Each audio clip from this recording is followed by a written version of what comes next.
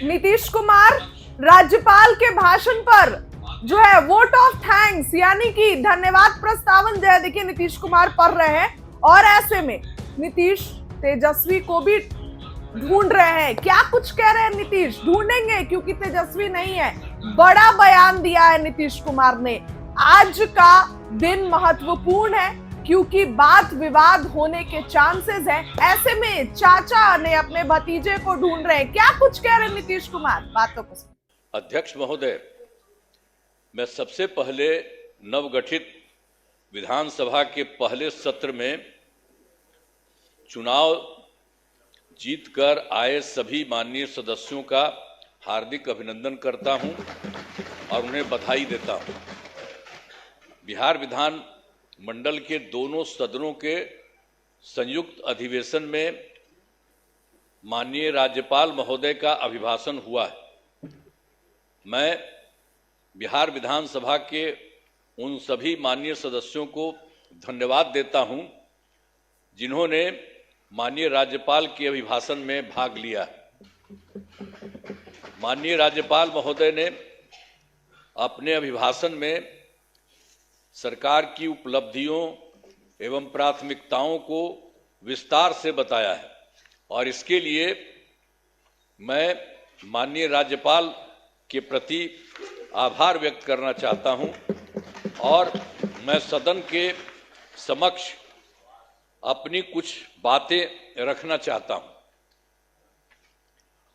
अब ये जानिए, आप सब जानते हैं कि 24 नवंबर 2005 को पहली बार एनडीए की सरकार बनी थी और तब से राज्य में कानून का राज है और हम लगातार 20 वर्षों से विकास के काम में लगे हुए हैं। बिहार का विकास करना ही हमारा मुख्य उद्देश्य रहा है।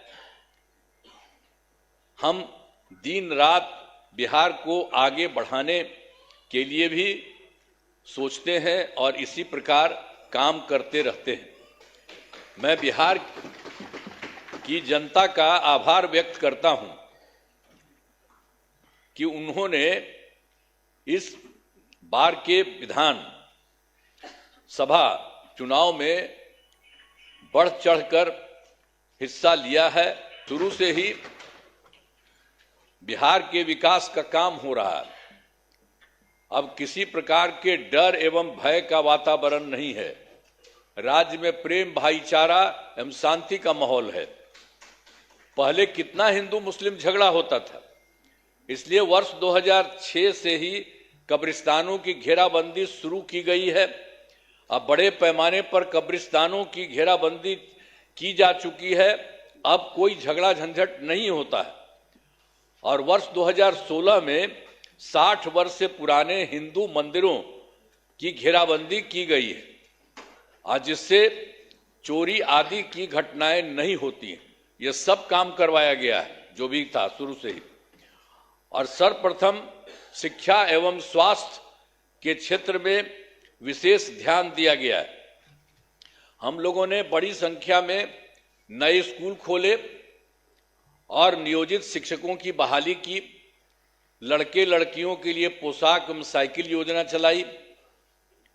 बिहार लोक सेवा आयोग द्वारा 2,58,000 सरकारी शिक्षकों की बहाली की गई है और वर्ष 2006 में 3,58,000 नियोजित शिक्षक बने थे, जिसमें से बिहार लोक सेवा आयोग द्वारा 28,976 1976 सरकारी शिक्षक बन गए। और फिर सरकार ने तय किया है कि नियोजित शिक्षकों को बीपीएससी की परीक्षा देने की जरूरत नहीं है और उन्हें मामूली सी परीक्षा लेकर सरकारी शिक्षक बनाया जाए। 1 या 2 मरीज आते थे, पहले यही होता था। इतना ही बुरा हाल था उस समय का, केंद्र के समय में जो हुआ था, तो उसी को हम लोगों ने आगे किया। वर्ष 2006 से अस्पतालों में मुफ्त दवा और इलाज की पूरी व्यवस्था की गई। अब प्राथमिक स्वास्थ्य केंद्र में हर महीने औसतन 11,600 मरीज आते हैं। पहले मात्र 6 मेडिकल कॉलेज थे, अब जिनकी संख्या अब 12 हो गई है। अब शेष सभी जो है 27 जिलों में नए मेडिकल कॉलेज बनाए जा रहे हैं और इन्हें शीघ्र पूरा कर दिया जाएगा। ये बहुत तेजी से काम हो रहा है, तो सब चीज हो जाएगा, पूरा कर दिया जाएगा।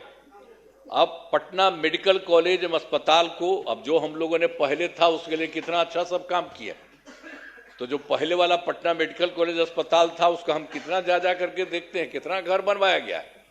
सब जगह हम बराबरे न जाते रहते हैं। को 5,400 बेड तथा 5 पुराने मेडिकल कॉलेज को 2,500 बेड का किया जा रहा है। अब साथ ही Indira Gandhi institute of medical science तो भी था, तो उसको भी हमने पूरा का पूरा खूब खेल करके किया है। अब उसके लिए भी हम 3,000 बेड का जो है बनाया जा रहा है। तो एक एक तरह से सब जगह का काम किया जा रहा है पहले ही से।